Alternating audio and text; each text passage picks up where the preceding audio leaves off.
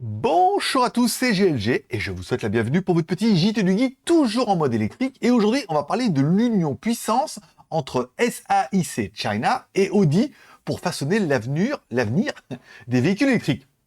SAIC ou Shanghai Automobile Industry Corporation est une véritable force dans le monde de l'automobile. Leader du marché automobile chinois, SAIC est célèbre pour son portefeuille de marques diversifiées. En 2007, l'entreprise a acquis Nanjing Automobile, qui détenait les outils de production des marques britanniques MG et Rover.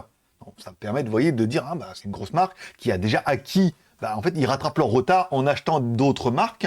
Bon, là, pas sûr qu'ils aient fait une bonne affaire avec MG Rover, mais il y avait les technologies, et ce qui leur permet de renforcer leur position sur divers marchés et de proposer maintenant beaucoup de voitures chinoises MG en ayant un espèce, un espèce de petit portefeuille. Aujourd'hui, SAIC détient toujours ces deux marques emblématiques et elles font partie intégrale de son identité et de son héritage. La nouvelle de la collaboration de SAIC avec Audi est une promesse de développement rapide pour ces marques et pour l'ensemble du secteur du véhicule électrique. Oui, parce que quand on prend un leader comme ça et on prend Audi, on vous rappelle, on a déjà fait une news comme ça sur JT Geek en disant oui, Audi cherche à accélérer son développement dans les batteries électriques et les Chinois sont énormément en avance. Donc pour eux, pour Audi, c'est beaucoup plus intéressant de produire une voiture avec un châssis qui existe déjà, qui est éprouvé, et pour SAIC, de mettre un petit peu le savoir-faire de Audi dans leur voiture. Donc c'est une très très bonne idée. Donc la coopération entre SAIC et Audi vise à accélérer le développement des véhicules électriques en Chine, qui est le plus grand marché automobile du monde. Donc il est forcé. On parle bien sûr peut-être de voitures qui seront un petit peu, comme on a vu avec BYD, qui travaille avec Mercedes, des modèles qui sont dédiés encore une fois pour le marché asiatique. Bon, il est question qu'Audi pourrait raccourcir le temps de développement de ces modèles en utilisant la plateforme de véhicules électriques SAIC, ce qui pourrait entraîner une consolidation de sa part de marché en Chine.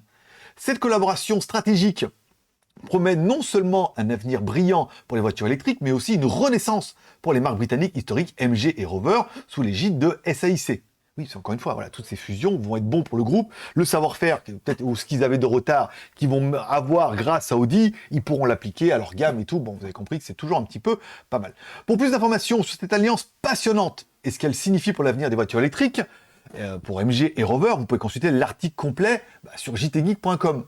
Encore une fois, vous voyez, l'avenir électrique avance vraiment rapidement et même moi, vous voyez, je m'exalte un peu à lire des news comme ça et à vous les proposer parce que je me dis, waouh, en fait, on se dit, oui, les Chinois sont vraiment en bonne place. Et là où ils sont pas en marque de leader, on dit oui, mais c'est des marques. On voit que même les grandes marques, on rappelle, la Mini Cooper est équipée du châssis de la Aura Good 4. Voilà, on a vu que BYD s'était associé avec Mercedes pour proposer la Denza et tout. Donc, voilà, on voit que les marques essaient de rattraper un peu leur retard et se dire, mais pour la Chine, peut-être vaut-il mieux s'associer avec des marques chinoises pour aller plus vite. Le châssis, il est éprouvé. On met notre voiture dessus, on fait une nouvelle marque et comme ça, on conquiert le marché. Et après, peut-être que ces technologies-là pourront être mises dans les voitures. On en rappelle que les plateformes sont toujours un peu communes. Voilà.